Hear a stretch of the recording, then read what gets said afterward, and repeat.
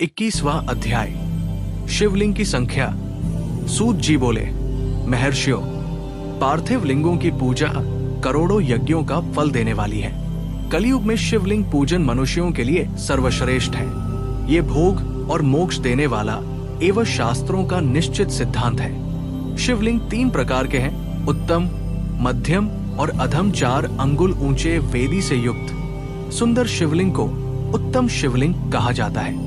उससे आधा मध्यम तथा मध्यम से आधा अधम कहलाता है। ब्राह्मण, क्षत्रिय, वैश्य तथा शूद्रों को वैदिक उपचारों से आदर पूर्वक शिवलिंग की पूजा करनी चाहिए। ऋषि बोले, हे सूत जी, शिवजी के पार्थिव लिंग की कुल कितनी संख्या है? सूत जी बोले, हे ऋषियों, पार्थिव लिंग की संख्या मनोकामना पर निर्भर करती है। बुद्धि की प्राप्ति के लिए सद्भावना पूर्वक 1000 पार्थिव शिवलिंग का पूजन करें। धन की प्राप्ति के इच्छुक 1500 शिवलिंगों का तथा वस्त्र प्राप्ति हेतु 500 शिवलिंगों का पूजन करें। भूमि का इच्छुक 1000, दया भाव चाहने वाला 3000, तीर्थ यात्रा करने की चाह रखने वाले को 2000 तथा मोक्ष प्राप्ति के इच्छुक मनुष्य 1 करोड़ पार्थिव लिंगों की वेदोक्त विधि से पूजा आराधना करें। अपनी कामनाओं के अनुसार शिवलिंगों की पूजा करें। पार्थिव लिंगों की पूजा करोड़ों यज्ञों का फल देने वाली है तथा उपासक को भोग और मोक्ष प्रदान करती है। इसके समान कोई और श्रेष्ठ नहीं है, अर्थात ये सर्वश्रेष्ठ है। शिवलिंग की नियमित पूजा अर्चना से मनुष्य सभी विपत्तियों से मुक्त हो जाता है। शिवलिंग का नियमित पूजन भवसागर से तरने का सबसे सरल तथा उत्तम उपाय है। हर रोज लिंग का पूजन वेदोक्त विधि से करना चाहिए। भगवान शंकर का नैवेद्यांत पूजन करना चाहिए। भगवान शंकर की 8 मूर्तियां पृथ्वी, जल, अग्नि, वायु, आकाश, सूर्य, चंद्रमा तथा यजमान है। इसके अतिरिक्त शिव, भव, रुद्र, उग्र, भीम, ईश्वर, महादेव तथा पशुपति नामों का भी पूजन करें। अक्षत, चंदन और बेलपत्र लेकर भक्ति पूर्वक शिवजी का पूजन करें तथा उनके परिवार, जिसमें ईशान, नंदी, चंड, महाकाल, भृंगी, वृष, स्कंद, कपर्दीश्वर, शुक्र तथा सोम है, का 10 दिशाओं में पूजन करें। शिवजी के वीरभद्र और कीर्तिमुख के पूजन के पश्चात 11 रुद्रों की पूजा करें। पंचाक्षर मंत्र का जाप करें तथा शत्रुद्रिय और शिव पंचाग का पाठ करें। इसके उपरांत शिवलिंग की परिक्रमा कर शिवलिंग का विसर्जन करें। रात्रि के समय समस्त देव कार्यों को उत्तर दिशा की ओर मुंह करके ही करना चाहिए। पूजन करते समय मन में भगवान शिव का स्मरण करना चाहिए। जिस स्थान पर शिवलिंग स्थापित हो वहां पर पूर्व, पश्चिम और उत्तर दिशा में न बैठें, क्योंकि पूर्व दिशा भगवान शिव के सामने पड़ती है और इष्ट देव का सामना नहीं रोकना चाहिए। उत्तर दिशा में शक्ति स्वरूपा देवी उमा विराजमान रहती है। पश्चिम दिशा में शिवजी का पीछे का भाग है और पूजा पीछे से नहीं की जा सकती, इसलिए दक्षिण दिशा में उत्तराभिमुख होकर बैठना चाहिए। शिव के उपासकों को भस्म से त्रिपुंड लगाकर, रुद्राक्ष की माला, बेलपत्र आदि लेकर भगवान का पूजन करना चाहिए। यदि भस्म न मिले तो मिट्टी से ही त्रिपुंड का निर्माण करके पूजन करना चाहिए। 22वां अध्याय। शिव नैवेद्य और बिल्व महात्म्य। ऋषि बोले, हे सूत जी, हमने पूर्व में सुना है कि शिव का नैवेद्य ग्रहण नहीं करना चाहिए। इस संबंध में शास्त्र क्या कहते हैं, इसके बारे में बताइए तथा बिल्व के महात्म्य को भी स्पष्ट कीजिए। सूत जी ने कहा, हे मुनियों, आप सभी शिव व्रत का पालन करने वाले हैं, इसलिए मैं आपको प्रसन्नता पूर्वक सारी बातें बता रहा हूं। आप ध्यान पूर्वक सुने। भगवान शिव के भक्त को जो उत्तम व्रत का पालन करता है तथा बाहर भीतर से पवित्र व शुद्ध है, अर्थात निष्काम भावना से भगवान शंकर की पूजा अर्चना करता है, शिव नैवेद्य का अवश्य भक्षण करना चाहिए, क्योंकि नैवेद्य को देख लेने से ही सारे पाप दूर हो जाते हैं। उसको ग्रहण करने से बहुत पुण्यों का फल मिलता है। नैवेद्य को खाने से हजारों और अरबों यज्ञों का पुण्य अंदर आ जाता है। जिसके घर में शिवजी के नैवेद्य का प्रचार होता है उसका घर तो पवित्र है ही, बल्कि वो साथ के अन्य घरों को भी पवित्र कर देता है। इसलिए सिर झुकाकर प्रसन्नता पूर्वक एवं भक्ति भावना से इसे ग्रहण करें और इसे खा लें। जो मनुष्य इसे ग्रहण करने या लेने में विलंब करता है वो पाप का भागी होता है। शिव की दीक्षा से युक्त शिव भक्त के लिए नैवेद्य महाप्रसाद है। जो मनुष्य भगवान शिव के अलावा अन्य देवताओं की दीक्षा भी धारण किए हैं उनके संबंध में ध्यान पूर्वक सुनिए। ब्राह्मणों, जहां से शालग्राम शिला की उत्पत्ति होती है वहां उत्पन्न लिंग में, रसलिंग में, पाषाण, रजत तथा सुवर्ण से निर्मित लिंग में, देवताओं तथा सिद्धों द्वारा प्रतिष्ठित लिंग में, केसर लिंग, स्फटिक लिंग, रत्न निर्मित लिंग तथा समस्त ज्योतिर्लिंगों में विराजमान भगवान शिव के नैवेद्य को ग्रहण करना चांद्रायन व्रत के समान पुण्यदायक है। शिव नैवेद्य भक्षण करने एवं उसे सिर पर धारण करने से ब्रह्मा हत्या के पाप से भी छुटकारा मिल जाता है और मनुष्य पवित्र हो जाता है। परंतु जहाँ चांडालों का अधिकार हो वहाँ का महाप्रसाद भक्ति पूर्वक भक्षण नहीं करना चाहिए। बाणलिंग, लौ निर्मित लिंग, सिद्धलिंग उपासना से प्राप्त अर्थात सिद्धों द्वारा स्थापित लिंग, स्वयं भूलिंग एवं मूर्तियों का जहां पर चंड का अधिकार नहीं है। जो मनुष्य भक्ति पूर्वक स्नान कराकर उस जल का 3 बार आचमन करता है उसके सभी कायिक, वाचिक और मानसिक पाप नष्ट हो जाते हैं। जो वस्तु भगवान शिव को अर्पित की जाती है वो अत्यंत पवित्र मानी जाती है। हे ऋषियों, बिल्व अर्थात बेल का वृक्ष महादेव का रूप है। देवताओं द्वारा इसकी स्तुति की गई है। तीनों लोकों में स्थित सभी तीर्थ बिल्व में ही निवास करते हैं क्योंकि इसकी जड़ में लिंग रूपी महादेव जी का वास होता है। जो इसकी पूजा करता है वो निश्चय ही शिव पद प्राप्त करता है। जो मनुष्य बिल्व की जड़ के पास अपने मस्तक को जल से सींचता है उसे संपूर्ण तीर्थ स्थलों पर स्नान का फल प्राप्त होता है।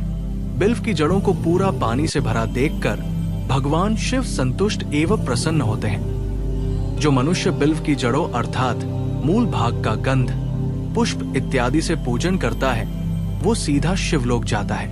उसे संतान और सुख की प्राप्ति होती है। भक्ति पूर्वक पवित्र मन से बिल्व की जड़ में दीपक जलाने वाला मनुष्य सब पापों से छूट जाता है। इस वृक्ष के नीचे जो मनुष्य एक शिव भक्त ब्राह्मण को भोजन कराता है उसे 1 करोड़ ब्राह्मणों को भोजन कराने का फल मिलता है। इस वृक्ष के नीचे दूध घी में पके अन्न का दान देने से दरिद्रता दूर हो जाती है। हे ऋषियों, प्रवृत्ति और निवृत्ति के 2 मार्ग हैं। प्रवृत्ति के मार्ग में पूजा पाठ करने से मनोरथ पूर्ण हो जाते हैं। ये संपूर्ण अभीष्ट फल प्रदान करता है। किसी सुपात्र गुरु द्वारा विधि विधान से पूजन कराएं। अभिषेक के बाद अघनी चावल से बना नैवेद्य अर्पण करें। पूजा के अंत में शिवलिंग को संपुट में विराजमान कर घर में किसी शुद्ध स्थान पर रख दें। निवृत्ति मार्गी उपासकों को हाथ में ही पूजन करना चाहिए। भिक्षा में प्राप्त भोजन को ही नैवेद्य के रूप में अर्पित करें। निवृत्ति पुरुषों के लिए सूक्ष्म लिंग ही श्रेष्ठ है। विभूति से पूजन करें तथा विभूति को ही निवेदित करें। पूजा करने के उपरांत लिंग को मस्तक पर धारण करें। 23वां अध्याय, शिव नाम की महिमा। ऋषि बोले, हे व्यास शिष्य सूत जी, आपको नमस्कार है। हम पर कृपा कर हमें परम उत्तम रुद्राक्ष तथा शिव नाम की महिमा का महात्म्य सुनाइए। सूत जी बोले, हे ऋषियों, आपने बहुत ही उत्तम तथा समस्त लोकों के हित की बात पूछी है। भगवान शिव की उपासना करने वाले मनुष्य धन्य हैं। उनका मनुष्य होना सफल हो गया है। साथ ही शिव भक्ति से उनके कुल का उद्धार हो गया है। जो मुख मनुष्य अपने से सदाशिव और शिव नामों का उच्चारण करते हैं, पाप उनका स्पर्श भी नहीं कर पाता है। भस्म, रुद्राक्ष और शिव नाम त्रिवेणी के समान महापुण्यमय है। इन तीनों के निवास और दर्शन मात्र से ही त्रिवेणी के स्नान का फल प्राप्त हो जाता है। इनका निवास जिसके शरीर में होता है उसके दर्शन से ही सभी पापों का विनाश हो जाता है। भगवान शिव का नाम गंगा है। विभूति, भस्म यमुना मानी गई है तथा रुद्राक्ष को सरस्वती कहा गया है। इनकी संयुक्त त्रिवेणी समस्त पापों का नाश करने वाली है। हे श्रेष्ठ ब्राह्मणों, इनकी महिमा सिर्फ भगवान महेश्वर ही जानते हैं। ये शिव नाम का महात्म्य समस्त पापों को हर लेने वाला है। शिव नाम अग्नि है और महापाप पर्वत है। इस अग्नि से पाप रूपी पर्वत जल जाते हैं। शिव नाम को जपने मात्र से ही पापमूल नष्ट हो जाते हैं। जो मनुष्य इस पृथ्वी लोक में भगवान शिव के जाप में लगा हुआ रहता है, वो विद्वान पुण्यात्मा और वेदों का ज्ञाता है। उसके द्वारा किए गए धर्म कर्म फल देने वाले हैं। जो भी मनुष्य शिव नाम रूपी नौका पाकर भवसागर को तर जाते हैं, उनके भवरूपी पाप निसंदेही नष्ट हो जाते हैं। जो पाप रूपी दावानल से पीड़ित है, उन्हें शिव नाम रूपी अमृत का पान करना चाहिए। हे मुनीश्वरों, जिसने अनेक जन्मों तक तपस्या की है, उसे ही पापों का नाश करने वाली शिव भक्ति प्राप्त होती है। जिस मनुष्य के मन में कभी न खंडित होने वाली शिव भक्ति प्रकट हुई है, उसे ही मोक्ष मिलता है।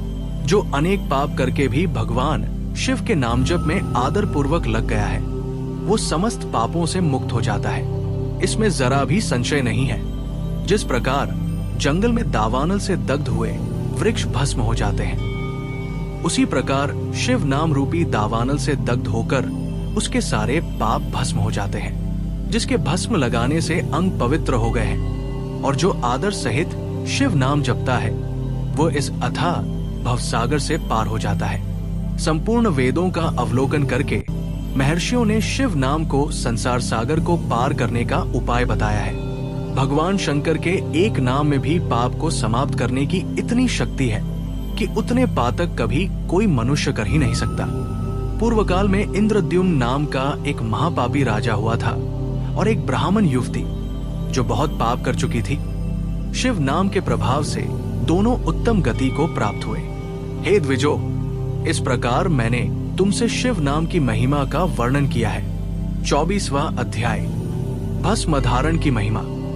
सूत जी ने कहा, हे ऋषियों, अब मैं तुम्हारे लिए समस्त वस्तुओं को पावन करने वाले भस्म का महात्म्य सुनाता हूँ।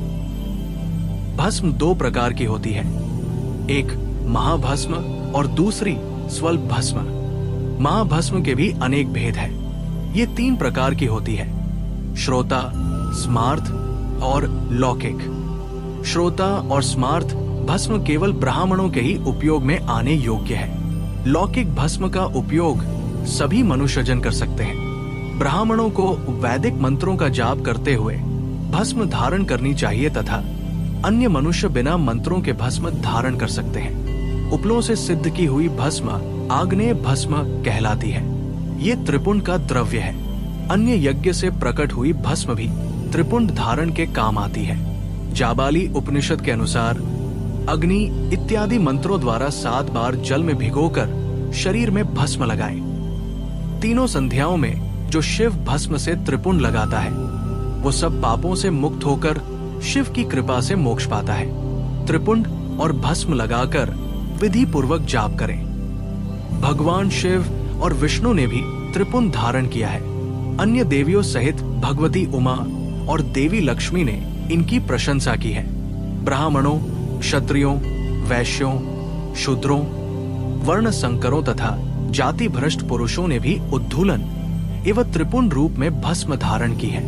महर्षियों, इस प्रकार संक्षेप में मैंने त्रिपुंड का महात्म्य बताया है। ये समस्त प्राणियों के लिए गोपनीय है। ललाट अर्थात माथे पर भौहों के मध्य भाग से भौहों के अंत भाग जितना बड़ा त्रिपुंड ललाट में धारण करना चाहिए। मध्यमा और अनामिका अंगुली से 2 रेखाएं करके अंगूठे द्वारा बीच में सीधी रेखा त्रिपुंड कहलाती है। त्रिपुंड अत्यंत उत्तम तथा भोग और मोक्ष देने वाला है। त्रिपुंड की एक एक रेखा में 9 देवता है जो सभी अंगों में स्थित है। प्रणव का प्रथम अक्षर अकार, गार्हपत्य अग्नि, पृथ्वी, धर्म, रजोगुण, ऋग्वेद, क्रिया शक्ति, प्रातः सवन तथा महादेव, ये त्रिपुंड की प्रथम रेखा के 9 देवता है। प्रणव का दूसरा अक्षर उकार, दक्षिण अग्नि, आकाश, सत्वगुण, यजुर्वेद, मध्य दिन सवन, इच्छा शक्ति, अंतरात्मा तथा महेश्वर। ये दूसरी रेखा के 9 देवता है। प्रणव का तीसरा अक्षर मकार, आहवनीय अग्नि, परमात्मा, तमोगुण, द्युलोक, ज्ञान शक्ति, सामवेद तृतीय सवन तथा शिव, ये तीसरी रेखा के 9 देवता है। प्रतिदिन स्नान से शुद्ध होकर भक्ति भाव से त्रिपुंड में स्थित देवताओं को नमस्कार कर त्रिपुंड धारण करें तो भोग और मोक्ष दोनों की प्राप्ति होती है। भस्म को 32, 16, 8 अथवा 5 स्थानों में धारण करें। सिर, माथा, दोनों कान, दोनों आंखें, नाक के दोनों नथुनों, दोनों हाथ, मुंह, कंठ, दोनों कोहनी, दोनों भुजदंड, हृदय, दोनों बगल, नाभि, दोनों अंडकोश, दोनों उरु, दोनों घुटनों, दोनों पिंडली, दोनों जांघों और पाव आदि 32 अंगों में क्रमशः अग्नि, वायु, पृथ्वी, देश, 10 दिशाएं, 10 दिक्पाल, 8 वसुंधरा, ध्रुव, सोम, आम, अनिल, प्रातःकाल इत्यादि का नाम लेकर भक्ति भाव से त्रिपुंड धारण करें अथवा एकाग्रचित्त हो 16 स्थान में ही त्रिपुंड धारण करें। सिर, माथा, कंठ, दोनों कंधों, दोनों हाथों, दोनों कोहनियों तथा दोनों कलाइयों, हृदय, नाभि, दोनों पसलियों एवं पीठ में त्रिपुंड लगाकर इन 16 अंगों में धारण करें। तब अश्विनी कुमार, शिव शक्ति, रुद्र, ईश, नारद और वामा आदि 9 शक्तियों का पूजन करके उन्हें त्रिपुंड में धारण करें। सिर, बालों, दोनों कान, मुंह, दोनों हाथ, हृदय, नाभि, उरुयुगल, दोनों पिंडली एवं दोनों पावों, इन 16 अंगों में क्रमशः शिव, चंद्रमा, रुद्र, ब्रह्मा, गणेश, लक्ष्मी, विष्णु, शिव, प्रजापति, नाग, दोनों नाग कन्या, ऋषि कन्या, समुद्र तीर्थ इत्यादि के नाम स्मरण करके त्रिपुंड भस्म धारण करें। माथा, दोनों कान, दोनों कंधे, छाती, नाभि एवं गुह्य अंग आदि 8 अंगों में सप्तऋषि ब्राह्मणों का नाम लेकर भस्म धारण करें अथवा मस्तक, दोनों भुजाएं, हृदय और नाभि, इन 5 स्थानों को भस्म धारण करने के योग्य बताया गया है। देश तथा काल को ध्यान में रखकर भस्म को अभिमंत्रित करना चाहिए तथा भस्म को जल में मिलाना चाहिए। त्रिनेत्रधारी, सभी गुणों के आधार तथा सभी देवताओं के जनक और ब्रह्मा एवं रुद्र की उत्पत्ति करने वाले परब्रह्म परमात्मा शिव का ध्यान करते हुए नमः शिवाय मंत्र को बोलते हुए माथे एवं अंगों पर त्रिपुंड धारण करें। 25वां अध्याय, रुद्राक्ष महात्म्य। सूत जी कहते हैं, महाज्ञानी शिव स्वरूप शौनक, भगवान शंकर के प्रिय रुद्राक्ष का महात्म्य मैं तुम्हें सुना रहा हूं। ये रुद्राक्ष परम पावन है। इसके दर्शन, स्पर्श एवं जप करने से समस्त पाप नष्ट हो जाते हैं। इसकी महिमा तो स्वयं सदाशिव ने संपूर्ण लोकों के कल्याण के लिए देवी पार्वती को सुनाई है। भगवान शिव बोले, हे देवी, तुम्हारे प्रेमवश भक्तों के हित की कामना से रुद्राक्ष की महिमा का वर्णन कर रहा हूं। पूर्व काल में मैंने मन को संयम में रखकर हजारों दिव्य वर्षों तक घोर तपस्या की। एक दिन अचानक मेरा मन क्षुब्ध हो उठा और मैं सोचने लगा कि मैं संपूर्ण लोकों का उपकार करने वाला स्वतंत्र परमेश्वर हूं। अतः मैंने लीलावश अपने दोनों नेत्र खोल दिए। नेत्र खुलते ही मेरे नेत्रों से जल की झड़ी लग गई। उसी से गौड़ देश से लेकर मथुरा, अयोध्या, काशी, लंका, मलयाचल पर्वत आदि स्थानों में रुद्राक्षों के पेड़ उत्पन्न हो गए। तभी से इनका महात्म्य बढ़ गया और वेदों में भी इनकी महिमा का वर्णन किया गया है। इसलिए रुद्राक्ष की माला समस्त पापों का नाश कर भक्ति मुक्ति देने वाली है। ब्राह्मण, वैश्य, क्षत्रिय और शूद्र जातियों में जन्मे शिव भक्त सफेद, लाल, पीले या काले रुद्राक्ष धारण करें। मनुष्यों को जाति अनुसार ही रुद्राक्ष धारण करना चाहिए। आंवले के फल के बराबर रुद्राक्ष को श्रेष्ठ माना जाता है। बेर के फल के बराबर को मध्यम श्रेणी का और चने के आकार के रुद्राक्ष को निम्न श्रेणी का माना जाता है। हे देवी, बेर के समान रुद्राक्ष छोटा होने पर भी लोक में उत्तम फल देने वाला तथा सुख सौभाग्य की वृद्धि करने वाला होता है। जो रुद्राक्ष आंवले के बराबर है वो सभी अनिष्टों का विनाश करने वाला तथा सभी मनोरथों को पूर्ण करने वाला होता है। रुद्राक्ष जैसे जैसे छोटा होता है वैसे ही वैसे अधिक फल देने वाला होता है। पापों का नाश करने के लिए रुद्राक्ष धारण अवश्य करना चाहिए। ये संपूर्ण अभीष्ट फलों की प्राप्ति सुनिश्चित करता है।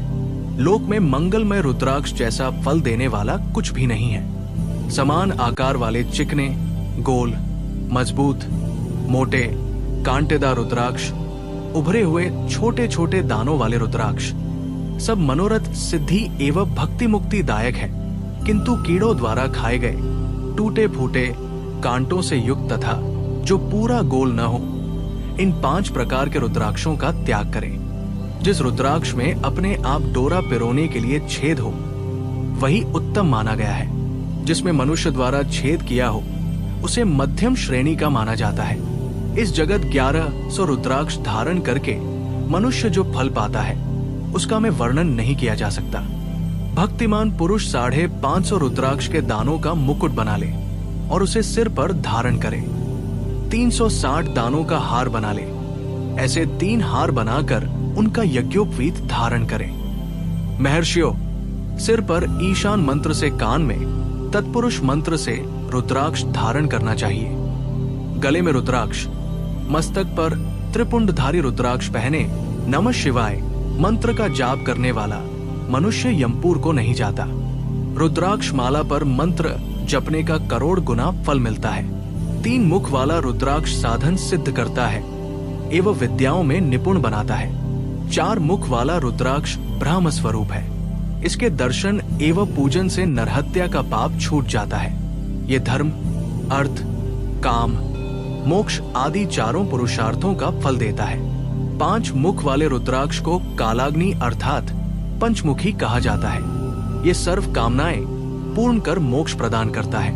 अभोग्य स्त्रियों को भोगने के पाप तथा भक्षण के पापों से मुक्त हो जाता है। 6 मुखी रुद्राक्ष कार्तिकेय का स्वरूप है।